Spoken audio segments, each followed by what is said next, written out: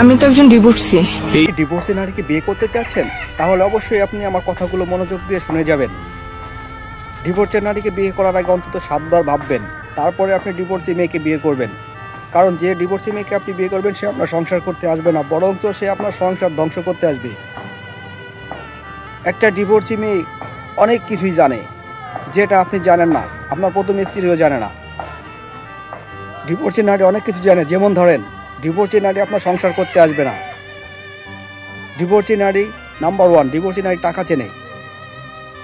Number 2, divorcee নারী গ্রাম সালিশ জানে।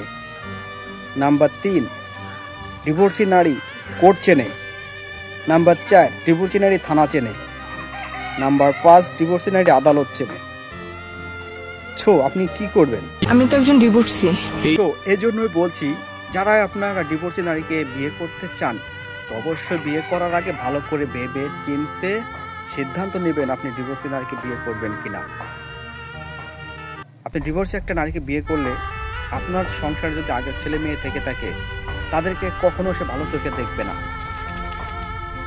কখনোই ভালো চোখে দেখবে না ভাই। তাই বলছি, আমি বারবার বলছি, যারা ডিভোর্সি মেয়েকে বিয়ে করতে চাচ্ছেন অবশ্যই ভেবে চিনতে নেবেন।